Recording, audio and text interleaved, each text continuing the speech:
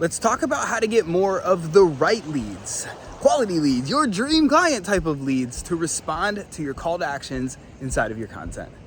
So I'm out here, this is my last day in Punta Cana, the Dominican Republic, and I'm here for my buddy's speaking event, for his mastermind event. And I just spoke yesterday and had the opportunity to coach a lot of amazing entrepreneurs and coaches, and it's been an amazing experience. And one of the conversations that I had was around this idea of getting more people, the right people, to respond to your content. Whether you're posting organic content on Facebook or Instagram, you're sending out emails and you want to get more of the right people to respond to your email call to actions. Maybe you're running ads and you're trying to get more people to respond to your ads, more of the right people, because if you've ever run ads before, you've seen like the it's like the people of Walmart sometimes. It's the worst of the worst people. And so no matter what you're doing, it all comes down to the basic principle of messaging. And so messaging in a nutshell is when you say the right words in the right way to the right people, and you're doing it in a way that positions your stuff as different. And so if I break down messaging into really simply 3 different parts here, and we'll unpack this, and that way hopefully this is incredibly valuable for you and useful for you and practical for you that you can apply into your stuff. And so the first part that I would look at messaging, which by the way, some quick context here. I don't know how new you are into like really trying to figure out your marketing and things like that, but quick backstory on this to give you some context is when I was back in the online fitness space, I was trying to figure out like how to really tap into this market where I was helping people with weight loss, and it was very saturated. I mean, there were so many people that were doing exactly what I was freaking doing, and I had just come out of the gym space, and I had built a very successful gym. We had our ups and downs, of course, but I had built a really successful gym in a very crowded, saturated marketplace in South Florida. And I long story short on here, as I told this story before on my channel, is we had an investor come out to our gym and invest money in franchising. And between me and him, we've invested quite a bit of money, around $80,000 to franchise it, to get it marketable and things like that. And during the franchising process, I learned from the franchising company that we hired how to properly position the brand and really dial in the messaging for the brand so that other people wanted to buy it. And this was a really high ticket investment to buy our gym concept. And during that process, I really learned how to take a concept and how to get it seen in a very crowded marketplace, how to stand out amongst lots of other competitors. And so I took those same principles to the online fitness space. And so as I was alluding to, in the online fitness space, man, I was like, my content was going okay. I was getting some engagement, but people just didn't see how I was different. And I wasn't getting the best quality of leads all of the time because, again, people were like, oh, you can help me with weight, blah, blah, blah. And then when I really dialed in on like, I'm helping specifically, like a very specific type of person, it was a business owner with belly fat loss and a stubborn belly fat loss, and I had a process for doing it. All of a sudden, my leads got way better and I got way more quality people in here.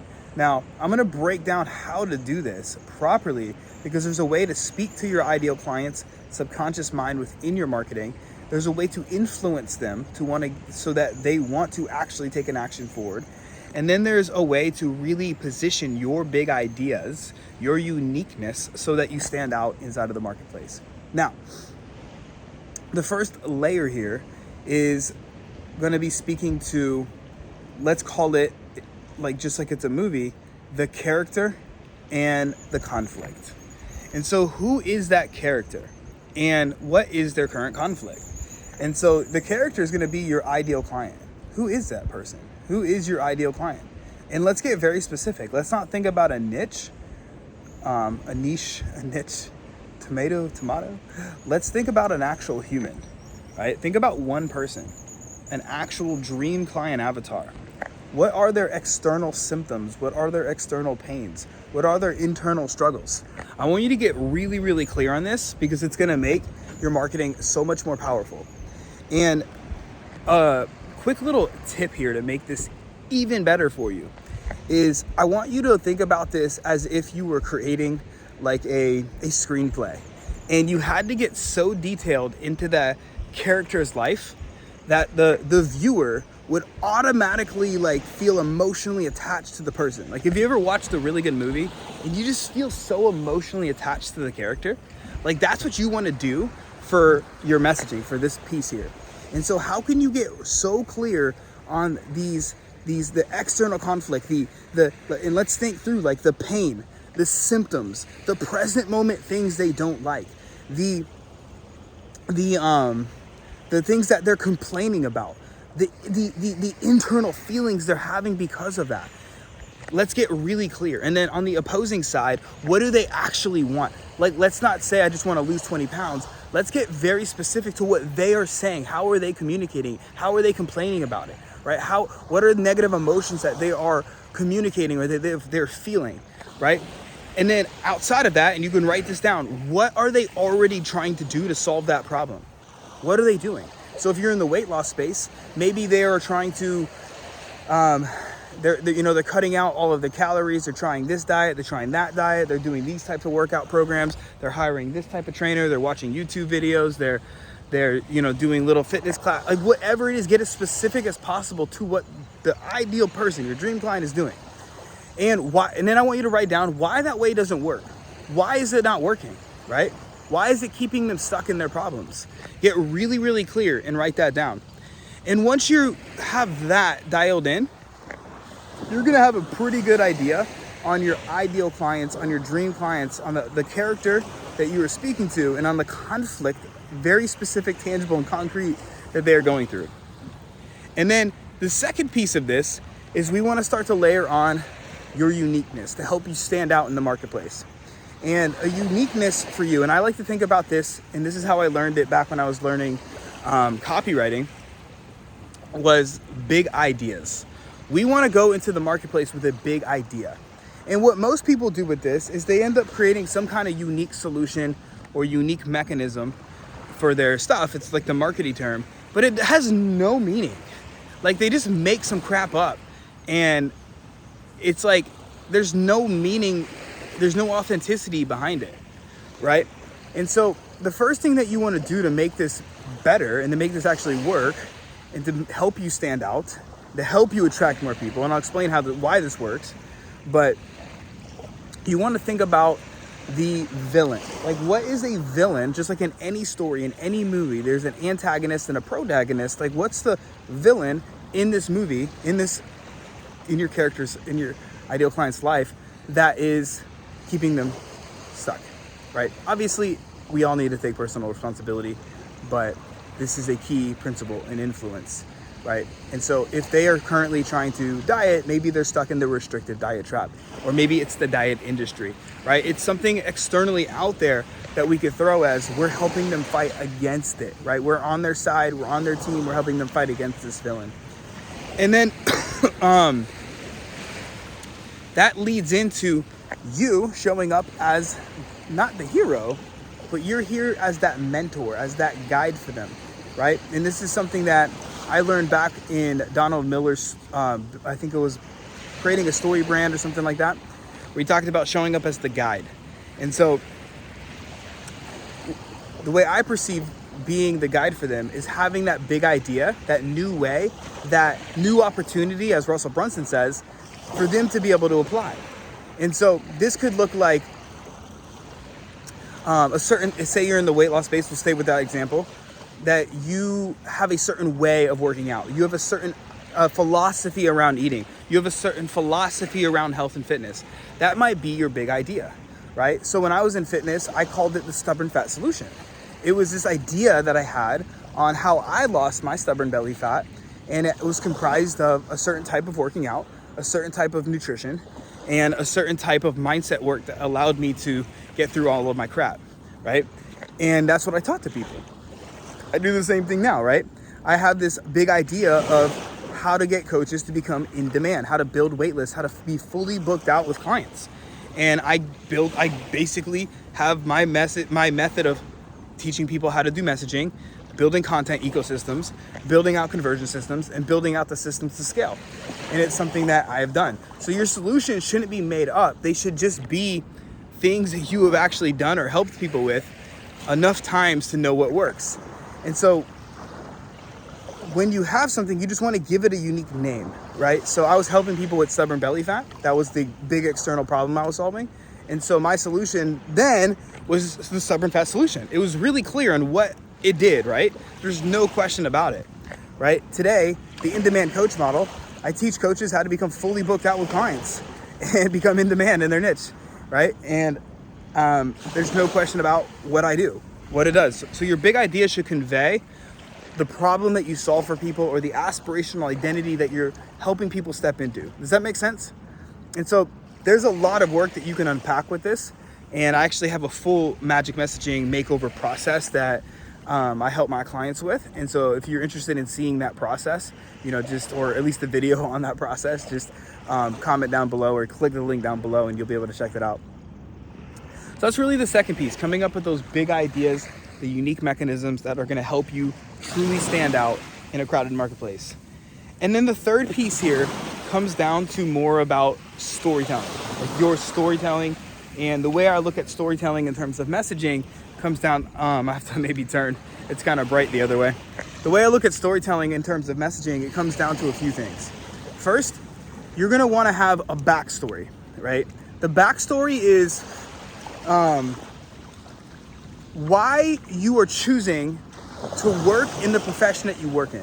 So if you're a weight loss coach, why are you a weight loss coach? What is the story that led you to be a weight loss coach?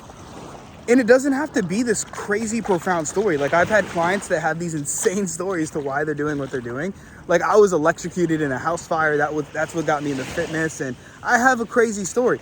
But one thing I learned when I was on American Ninja Warrior, the head producer of NBC said, it's not about telling extraordinary stories. It's the ordinary stories that resonate the deepest with people. And so it doesn't have to be extraordinary, right? Because not everybody can relate to that. But the ordinary stories, people can, right? So what is your backstory, your true authentic backstory in why you do what you do? Now, obviously I'm gonna use quotes here because I'm being, you could Hollywood it up a little bit. And what I don't mean is lie or say any bullshit or anything like that, but we can make it sound better. You can use the principles of influence and storytelling, right? Like a good hook, good story. Like you could do that to make it like more compelling for people, more emotionally driven for people, but it should always stem from truth. And then you have your unique solution, your unique mechanism story, right? This is a story to why you're teaching the specific way you're teaching, right? So why am I teaching this in-demand coach model? Why do I teach messaging and content the way I do, right?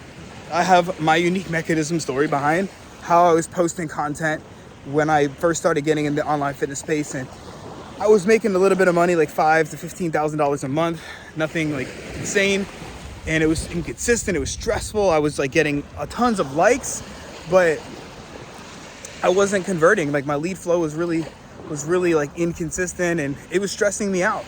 And then one day I tried a specific kind of like sequence of content that was leading people to I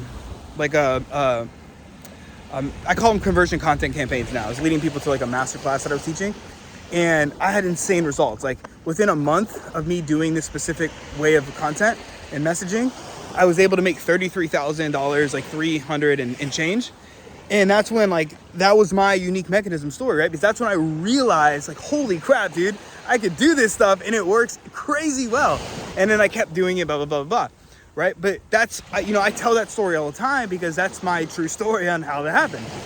And so that's a very important story that you want to be able to share that's going to make people resonate more with your stuff, and it's going to get people into your DM. It's going to help people take action.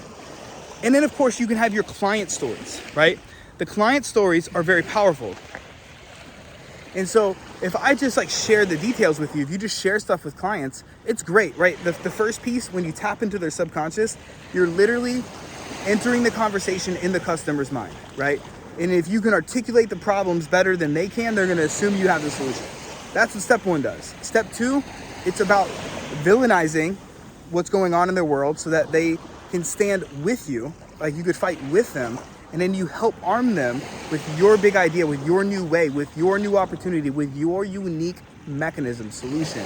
Okay, that's step number 2. That helps you arm them so they're ready for battle. They're ready to get the results. Step 3 is about articulating and bridging the gap for them, because your stories are truly your superpower, right? And so the client stories are going to be great for helping people see like somebody else doing it, right? So if I tell a story about how my client Alex Solomon was working in the manholes of New York City, and he was terrified to go live, and he texted me, or he sent me a message in Slack one day when we were working together, and he was like, dude, like I'm like, what do I do? I've been staring at the live button for 3.5 hours and I can't hit it. And then eventually he hit it, and because we worked on his messaging and his content system and all of this stuff, he was able to go from the manholes of New York City to building his dream fitness business in less than a year, right? And end up amassing an audience of like around 1 million people. Or Rachel, who had she had 2,870 something friends on her Facebook, and this is just a few weeks ago. And I helped her with her messaging and her content and using the system that I'm talking about. And she was able to generate 197 leads in about 2 weeks, right? She closed 13 clients into her challenge. And so this is me sharing stories. And obviously if I'm doing this in like real life, like I'm just giving you examples, I'm going to bring more emotion into it, right? I'm going to bring people more into the scene. So you always want to bring people more into the actual scene, so that way it becomes more emotionally charged. And obviously this could be a whole nother episode for a whole nother day, is on pure storytelling. But let me know if you're interested in it. So while there's a bit more to messaging, there's like, we can go deeper into like pain triggers and desire triggers, into the hidden motivations. Sorry, I think there's like something down here. It looks like a net. And I was like, what is that? Is that a jellyfish? We can go deeper into this, but I think this is a great start for you to start just applying this stuff into your business, to sit with this and see how you can get better at doing these things, because this is going to help you be able to generate more of the right leads, more of those dream clients into your business. So if you have any questions for me, let me know. I hope this was extremely helpful for you and useful. And yeah, hope you have an amazing day. I'm about to head out to the airport here in just about 2 hours. So I'm gonna soak up a little bit more sun, and then I head back to Florida for even more sun. So anyways, hope you have an amazing day. If you have questions, let me know. As always, remember, your message matters now more than it ever has before. Don't be afraid to speak it. Be seen, be heard, and be impactful.